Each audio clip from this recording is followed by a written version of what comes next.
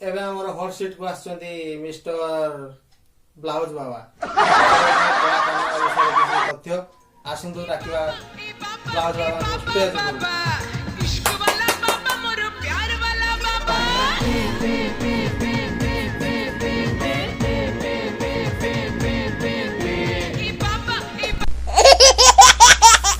ଆପଣ ଡେଲି କଣ ଉଠି କଣ କରନ୍ତି? କଣ କରିବି ଟିକେ ଲେଡିଜ ମାନଙ୍କର ବ୍ଲାଉଜ ନ ଦେଖିଲେ ମତେ ନିଦ ହୁଏନି ଆଉ ଏମିତି ବୁଲାବୁଲି କରେ ଝାଡା ଫାଡା ଯାଏ ସକାଳୁ ଟିକେ ଗୁଡାକର ଟିକେ ଦାନ୍ତ ଅଛି ତ ସେଥିପାଇଁ ଦାନ୍ତଟା ଦେଖିବେ ଟିକେ କେତେ ମୋର ସ୍ୱଚ୍ଛ ଭାରତ ହେଇଛି। ବାବା ଆପଣ ଡେଲି କେତେ ପାନ ଖାଆନ୍ତି ଯାହା ଫଳରେ ଦାନ୍ତଟି କଳା ହୋଇଛି? ଦାନ୍ତ କଳା ନୁହେଁ ରେ ବାବୁ, ଏଟା ଗୁଡାକ ଦାନ୍ତ ଦେଖିପାରୁଥିବେ ଏପଟେ ଗୋଟେ ଧଳା ଏ ସବୁ କଳା ଏ ଗୁଡାକ ଏଟା ସବୁ ପାନ ଅଳ୍ପ ଖାଇଲେ ମୁଁ ଟିକେ ଭଲ ହୁଏ। ତଳ ଦେଖନ୍ତୁ ଆଉ କଣ ପଚାରିବାର ଅଛି ପଚାରେ ବାବୁ। ବାବା ଦେଶରେ କେତେ ଲୋକଙ୍କୁ ଠକିଛ? ଜମା ଠକିନି। ଗୋଟେ ଇଞ୍ଜିନିୟର ଆଇଥିଲା ଗୋଟେ ଫୁଲ କରିବା ପାଇଁ ମହାନଦୀ ଫୁଲର କହିଲେ ଡର୍ଜନେ ବ୍ଲାଉଜ ଦବୁ ତ କାମ ସବୁ ହେଇଯିବ। ସେ ଶଳାଟି କଣ କରୁଛି ନା ସେ ମେଚେ ଛାୟା ନେଇକି ପଳେଇ ଆସିଛି। ବାବା କୁ କଣ ଚିହ୍ନି ପାରିଲନି ପୋଷ୍ଟର ମରା ହେଇଛି ବ୍ଲାଉଜ ବାବା ତମ କଣ ଛାୟା ନେଇକି ପଳେଇ ଆସିଛ। ସେ ଦେଖି ଡରିଗଲେ।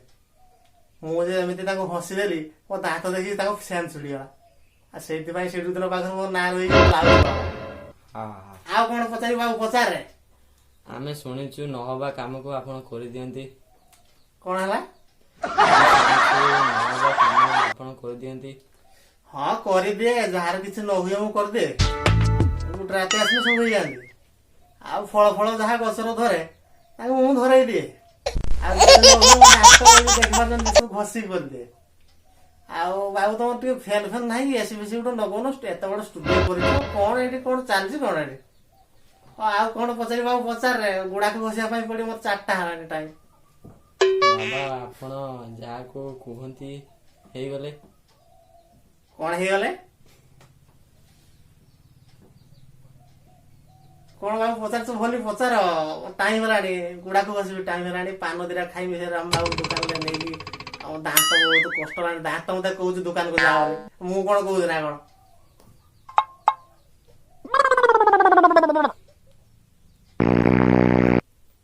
ବାବା ଆପଣ ବ୍ଲାଉଜ କେତେ ସାଇଜ ରେ ସିଲେଇ କରନ୍ତି? ସାଇଜ ଫାଇଜ ନାହିଁ, ଗୋଟେ ମୁଁ ଭାବୁଛୁ ସେ 46 ଆଉ ଗୋଟେ 35 ଭିତରେ ଆଉ। ହଉ ହଉ।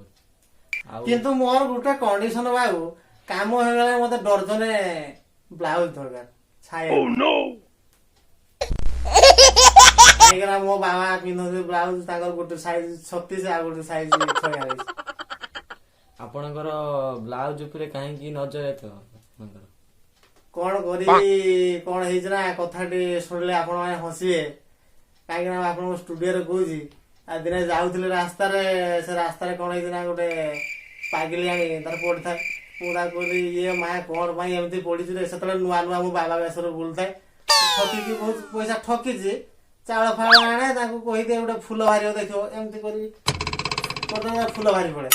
ଆଉ ସେଇ ଠକି ଠକାକି ବହୁତ ପଇସା ଇନକମ କରିଥିଲି। ଆଉ ଇଏ ଶଳାଟି କଣ କଲା କି ମତେ ଫସେଇ ଦେଲା ଗୋଟେ ଲୋକ, ସେଇ ଇଞ୍ଜିନିୟର ସେଇଠୁ ପାଖରୁ। ଆଉ ସେ ଠକିଦେଲା ମତେ, ସେ ପୁଲ କାମରେ ଗୋଟେ ଠକିଦେଲା ସେ ଶଳାଟି। ଆଉ ମୁଁ ଯାଇତେ ଯାଇତେ ତାଙ୍କର ମିସ୍ କରିଗଲି, କିନ୍ତୁ ହେଇଗଲାନି ସେ କାମ।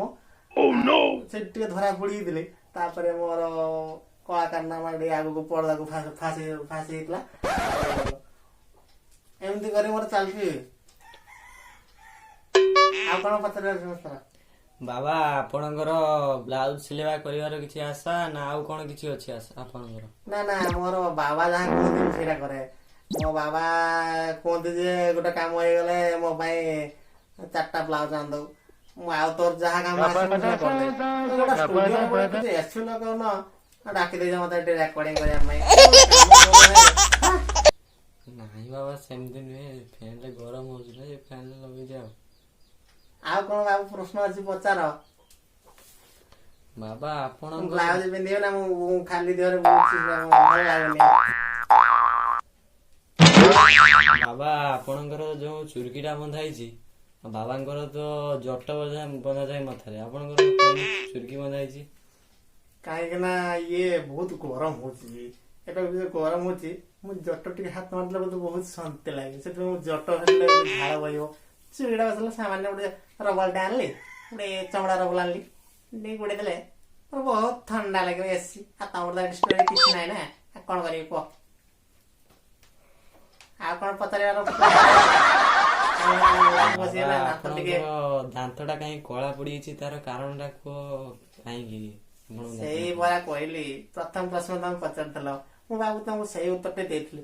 ଗୁଡା ଖରେ ରଗିଡି ଦେଲେ ମୋର ସେଇଟା କଳା ପଡିଯାଇଛି, ମୁଁ କଣ କରିବି? ଟିକେ ପାନ ଟିକେ ଖାଇଦେଲା ଆଉ ମୁଁ ତ ପେଷ୍ଟ ଫେଷ୍ଟ ଆପଣଙ୍କର ୟୁଜ କରେନି।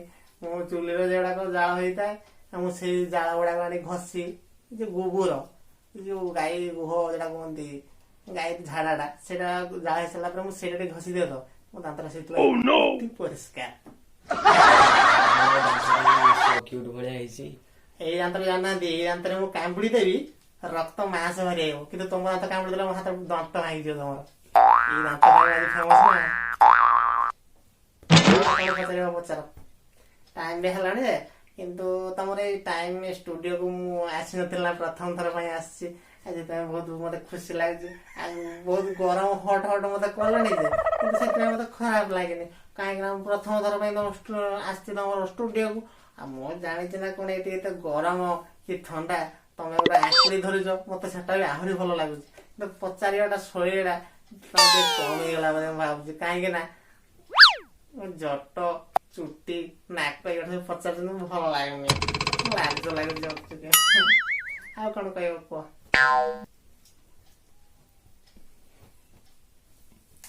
ବାପା ଆପଣଙ୍କର ଗାମୁଛାଟା କାହିଁକି ଏମିତି ହଲଉଛନ୍ତି?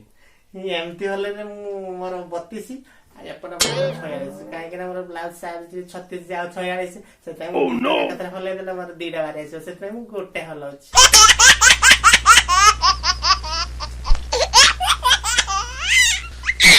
କୁହନ୍ତୁ ଆପଣଙ୍କର ଯୋଉ ମାଡ କଥା ସବୁ ଡାକିଲେ, ମତେ କି ମାଡ ଦେବେନି ତ ଗଲା ବେଳକୁ ମତେ ଡର ଲାଗୁଛି। ସେଇଥିପାଇଁ ମୁଁ ଟିକେ ଡର କିଛି କହୁନି। ଆଉ ଯାହା ଭିତରେ କଥା ନହେଲେ ଉଗାଳୁଛି, କିନ୍ତୁ ଉଗାଳି ପାରୁନି, ସେଥିପାଇଁ ଡର ଲାଗୁଛି, କହିପାରୁନି।